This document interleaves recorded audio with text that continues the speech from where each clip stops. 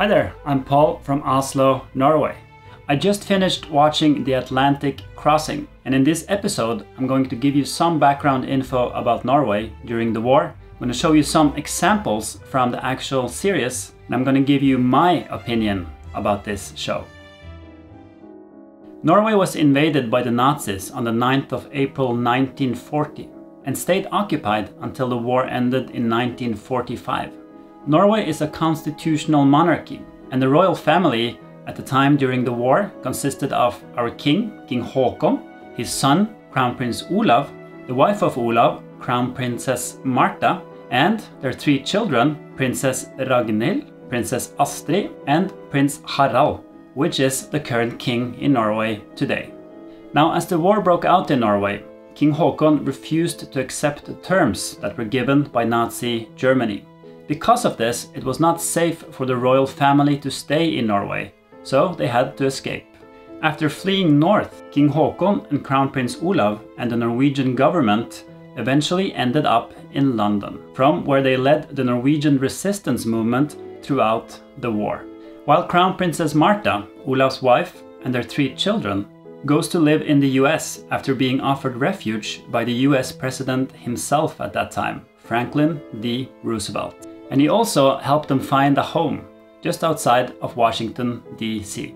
Now, Roosevelt and Martha had already met before the war, but during these 5 years they developed a close relationship, and Roosevelt often invited Martha for dinner, lunch, and excursions, and visited her family's home on several occasions. And for instance, when the Soviet Union was attacked by the Nazis back in June 1941, everyone was waiting for Roosevelt to give a speech. Where was he? He was having dinner with Martha. And when Pearl Harbor was attacked, Roosevelt had to make a call to cancel lunch with Norway's Crown Princess before declaring war on Japan. Sorry I couldn't make it to lunch, Martha. This story, however, about Martha spending these years in the US during the war is not so well known outside of Norway, and perhaps it was about time we got a series that could bring this story out to the rest of the world. But how true is it? And what is fiction? Was Crown Prince Olav visibly drunk in a bar in London? No, he was not. Did Crown Prince Martha really visit Roosevelt on his deathbed? No, she did not. Did the Swedish king really like to embroider? Yes, he did. I'm not going to go through and analyze all the scenes in this series, but I posted some links below where you can find fact checks for each episode. When this series came out in Norway, it sparked a lot of debate concerning its authenticity. The Norwegian author Tor Boman Larsen, who has written several books about the royal family, published an article called Fake History Made in Norway. Many historians do admit that yes, the close relationship that the Norwegian royal family had to the White House was of a political significance for Norway, since Martha was an extension of the Norwegian exile government in London, and used that position to Norway's benefit, since she had such a direct access to the most powerful man in the world. However, the series claimed that, quote, she changed the course of war. And this, according to Boman Larsen, is far from the truth. As an example, let's talk about the Lend and Lease Agreement from 1941, how it happened in real life and how it played out in the series. In 1940, after Roosevelt won the election, he headed for a 14-day cruise in the Caribbean. After about a week into the cruise, he received a letter from Winston Churchill with a cry for help. Great Britain was in an acute need of ships, planes, and other munitions. According to Harry Hopkins, who was a close employee of Roosevelt, Roosevelt spent 2 long days thinking hard about this, and then he came forward, having decided on the plan for the Lend and Lease Agreement. Despite a massive opposition from the public in the US to enter the Second World War, Roosevelt signed this act that gave the president the authority to sell, lend, or lease out munitions to other countries for defense purposes. This was a turning point in the US involvement in the Second World War. In the Atlantic Crossing series, however, they have replaced the Caribbean Sea Cruise with the President's Office. Instead of Winston Churchill writing a letter, Martha is depicted storming in, demanding ships, planes and munitions help Norway fight the Nazis, not help for Britain. In his original press conference announcing the plan, Roosevelt used the example about the water hose and saving your neighbor's house when on fire. In the series, the writers they give these words to Martha, making Roosevelt's words into Martha's words. And in no time, neighbors came over. And not to watch, but to help put the fire out.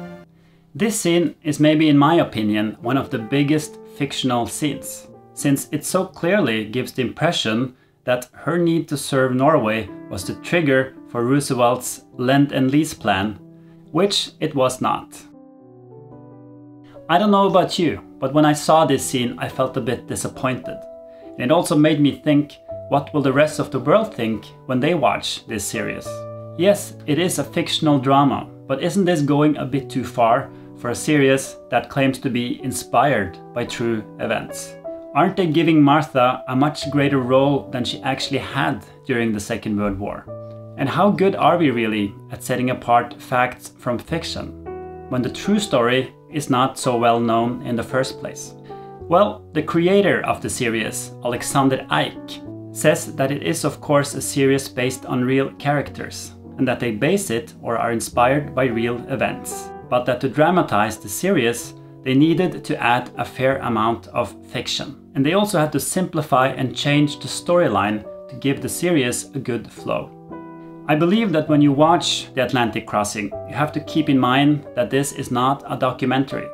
And despite being inspired by true events and characters, it holds a lot of fiction. And if you really want to get closer to the truth, you need to study the history of the events that took place and also take a closer look of the people that were involved. Now, one of the big questions is whether there was a romantic relationship that took place between Martha and Roosevelt.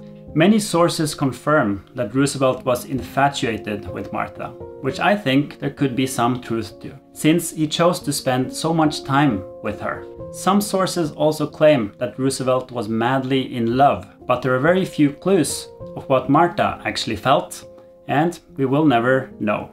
But overall, to give Martha some credit, she did have a lot of access to Roosevelt during the war, and she did make a significant effort to help Norway. She traveled around in the US and kept many speeches creating awareness of the difficult situation in Europe. She was also an active part of organizing aid and worked with refugees.